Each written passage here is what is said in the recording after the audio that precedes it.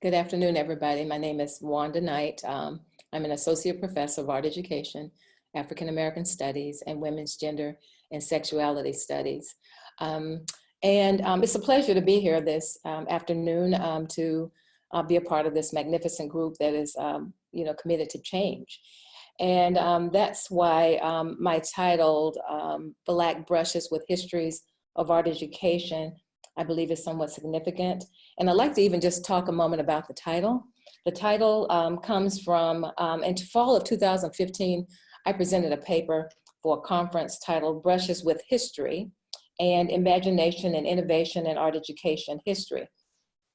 And that conference was, quote, with the goal of providing a forum for presentation and discussion of issues, ideas, information, and research approaches utilized in the historical investigation of art education within local and global contexts.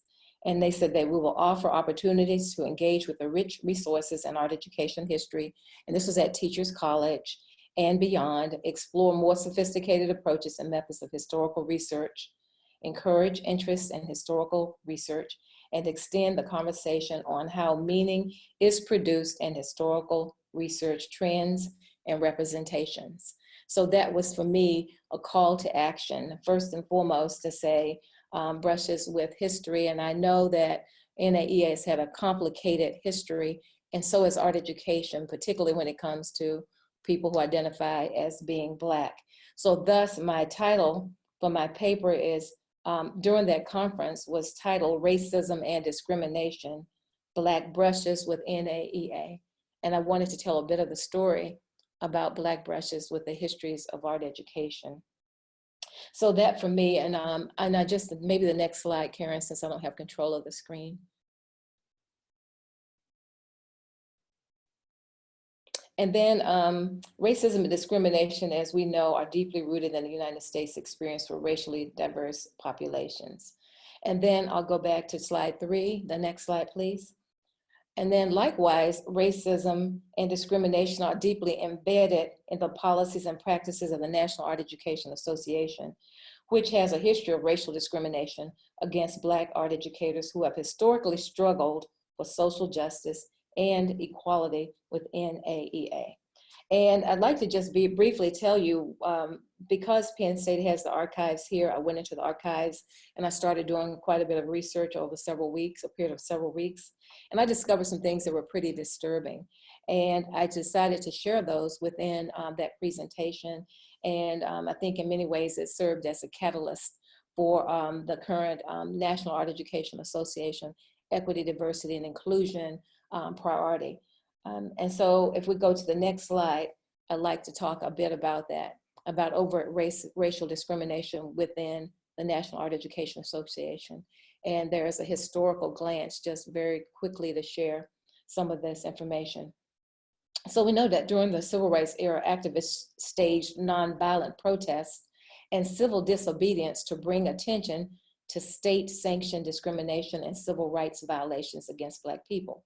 Likewise, Black art educators staged a protest at the National Art Education Association convention in Dallas, Texas. You're looking at the program, the cover of the program, in 1971 to bring attention to Black invisibility, exclusion, and marginalization within NAEA. As we know, NAEA is the largest professional association of visual arts educators, university professors, researchers, and scholars, teaching artists, administrators, and art museum educators, among others. And so they came into existence in 1947, NAEA. This is really during the height of the civil rights movement in the United States. So even though we have a growing number of Black convention participants since the first national convention held in 1951, NAEA has discriminated against Black art educators and excluded them from full participation within the association. And that is also documented in the archives, among other areas. And also Eugene Grigsby, who was a prominent African-American leader in NAEA, in a piece that he wrote in 1997. Next slide, Karen, please. So because of Black invisibility and erasure, I was able to go through the archives, boxes and boxes for several weeks, and I was able to find a smattering of African-American people who had images, but yet oftentimes there was no name, and I've been looking to see who are these people. A few I've identified and others I haven't. And you see Eugene Grigsby is the male person in the middle to your right looking out of the screen, and I'll talk more about him in just a moment. So an underground caucus consisting of approximately 8 African Americans who were in regular attendance at the NAA convention convened after hours to provide a supportive place to reflect upon the conference with sympathetic peers. Two, there were heated discussions regarding Black invisibility and marginality within NAEA. Some Black conference participants sought to stage a protest to let NAEA know their feelings in regard to the mistreatment of Blacks within the association. Several wanted to revolt or walk out during the middle of the conference, while others sought a more peaceful resolution. Even so, all agreed that it was imperative to let NAEA know their feelings regarding its treatment of people of color. So during the NAEA convention in 1971, the strategy revolved in reaction to the opening session, which involved an exhibit of white cowgirls prancing down the aisles, and I'll show you a picture of those soon. In fringed Western attire, they were shooting cap pistols. Well, the Black people took offense to this because they saw that that was so trivial, given this particular conference was titled Humanitarianism and Humanity, and they felt that it was such a contradiction to what the theme was. And also there were numerous Black people in that area, Dallas, Texas region, like John Biggers and others, who they could have called upon to provide an opening session. So therefore a manifesto was being prepared to be read at the general session during the convention. Grace Porter, she's now Grace Hampton and currently the interim director of the School of Visual Arts, stepped up. She was the one to read that manifesto. And as a consequence, it got attention, and she talked about these things that were concerning Black people as a whole and within the larger picture of art education. So we'll go on to the next slide, please. So you'll see these cowgirls that these are from the archives, but they were all white, cute little girls with cap pistols and fringy skirts marching down the aisles. The next one would be a picture of John Biggers, who's a very prominent artist who lived in that region. He's from North Carolina originally, but he was living in the region and he could have been easily called upon.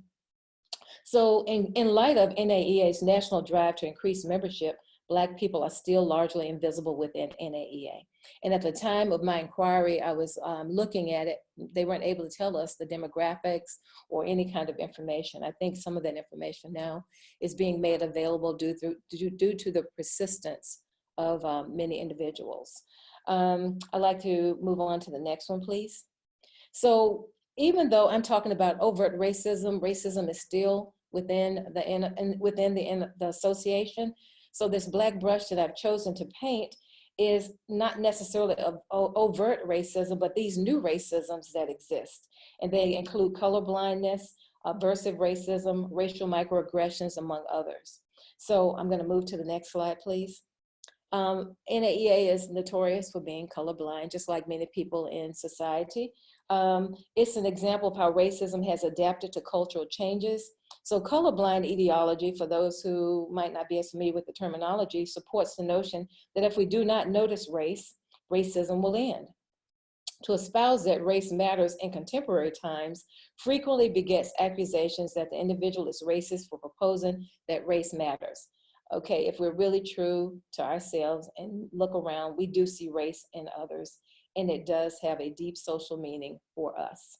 Next one, please. When we look at aversive racism, when we think about the NAEA and art educators, we're well-intentioned people, progressive people. We're more likely to enact aversive racism. It operates just below the consciousness level, and it conflicts with consciousness held beliefs regarding equality and justice among racial groups. White people are able to enact racism in a socially acceptable manner while maintaining a positive self-image by attributing inequalities between people of color and whites as causes other than racism. Surely it's not racism, some will say. Maybe it just appears to be, or maybe you think it is. Maybe you're being too sensitive. That's aversive racism. So other forms of aversive racism is the avoidance of direct racial language. For example, you've heard people use terms, coded language such as urban, but we know who they're talking about when they say urban, inner city, ghetto, underprivileged, those kinds of things. So these racial code words tend to obscure real issues. So, and even when you look at NAEA, if you look at some of its language and its documents, it is definitely coded with various language. It's been brought to their attention, so they are more attuned to these kinds of issues. Let's look at microaggressions for the next slide, racial microaggressions. And we know these are subtle forms of discrimination that can take the shape of everyday verbal and nonverbal slights or insults, whether they're intentional or unintentional. Really the outcomes are the same. They communicate hostile, derogatory, and negative messages to targeted persons based on their group membership. For example, if somebody walks up to an individual and says, well, wow, you're really articulate. That seems like a compliment, but really it's a microaggression. Particularly, you have to think about what is the meaning of what they're saying, not what they're saying, but the meaning is people like you typically are not very articulate, or whatever the word is that they are describing. So again, microaggressions generally happen, again, below the consciousness level, and the well-intentioned members of the dominant culture are ones most oftentimes who will enact racial microaggressions. I'd like to move on to post-racial discourse. If you remember when Barack Obama, and we can go to the next slide, when he was our so-called first Black president, many white people in the nation, believe it or not, even our white art educators, among others, declared that the nation is now post-racial. You look at the articles and things that people wrote even prior to that. Well, this presumes that racism is a thing of the past and that it is no longer salient in our lives. There were others who thought in the next slide that when MacArthur Goodwin, the first Black president of NAEA, now we have an elect coming on, another male, they assume that it's dead. I mean, come on, we now have a Black president of our association. Now we have two. So while the aforementioned milestones are worthy of celebration in many ways, they enable dominant groups and societies to deny racism. Nonetheless, it would be disingenuous to claim that because one or two racially subordinated group members' success demonstrates that there are no longer obstacles for any members of that group. We know that that's not necessarily the case. So what I'd like to do now is each of these examples, they really use a black brush to paint a picture of institutional and structural racism and practice within NAEA. Each of these illustrations is an effort for me to name racism as an issue for exploration and action. Because when we look at it now, the next slide, looking back, I felt like I had to look back for us to be able to move forward. And there are some implications for Wikipedia. So in focusing on Black feminist art educators or Black women activist art educators, I want to raise consciousness regarding a particular understanding of their, and I say their, but I'm speaking of our, because I identify as a Black woman, activist, feminist, positionality and entangled experiences in relationship to racism, sexism, and classism, and how these intersecting identities compound and reinforce oppression.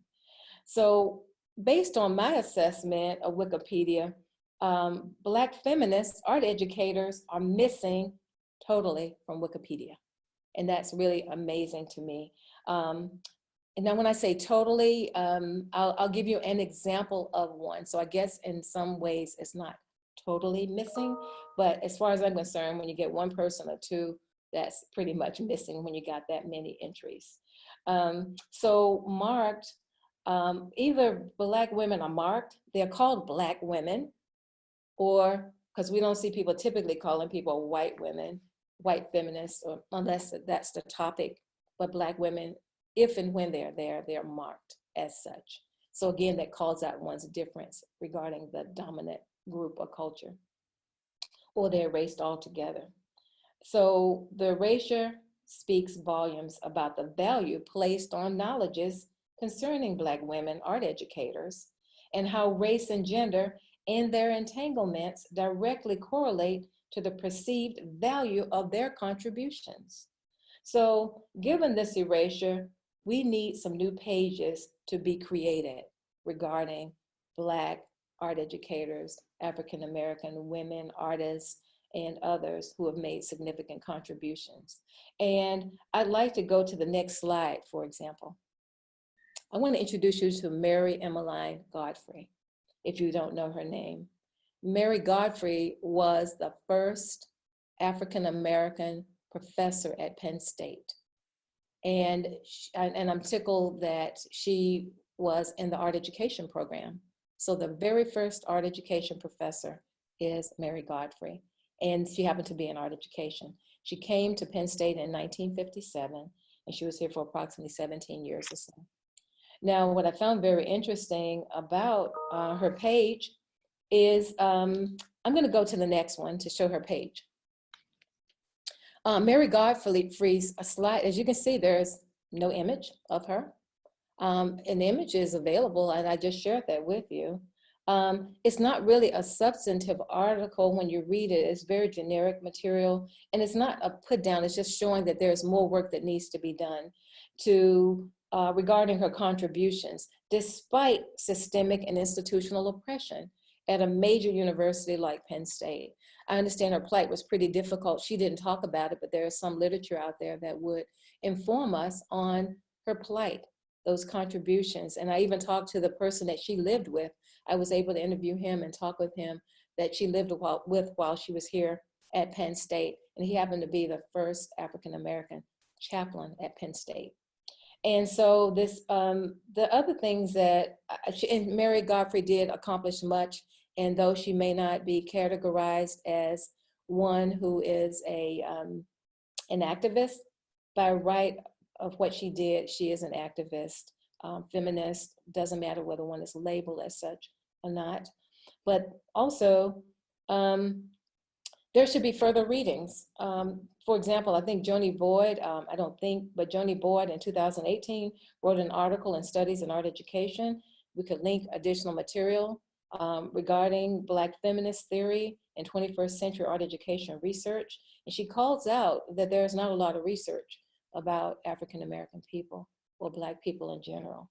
Also, what she does is Ann Holt wrote an article as well in 2017 that directly talks about Mary Godfrey. So her voice is not as prominent as people like a Victor Lowenthal or other people, although he brought her here, but that's the extent of what they will say, but more language and talk is about patriarchy and the male who is there.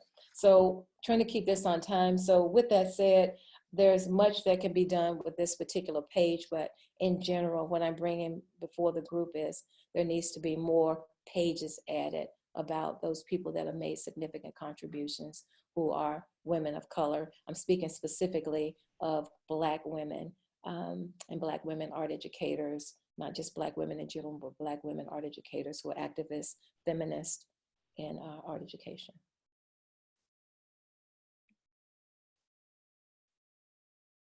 And I thought I'd stop there so that I can hear from other people and we can further discuss so we can probably get closer back on time. I went really quickly and talked pretty fast. Well, first out, I just want to thank you very, very much for this important direction that is so, you know, I was glancing around, it's just so silent on Wikipedia, and looking at even the Mary Godfrey, the one example that you could find that it's, you know, I'm the first person that did that was in one of School of Visual Arts, one of our sessions, and that I'm looking at the history there. That was March 2017, and then added to by Indira Bailey in 2019 at this Art+Feminism. So you know, even that page, just that one page, let alone all else that needs to be added to that. So this is super important, and we do need to work on this and figure out how to go about doing that. Thank you. Thank you.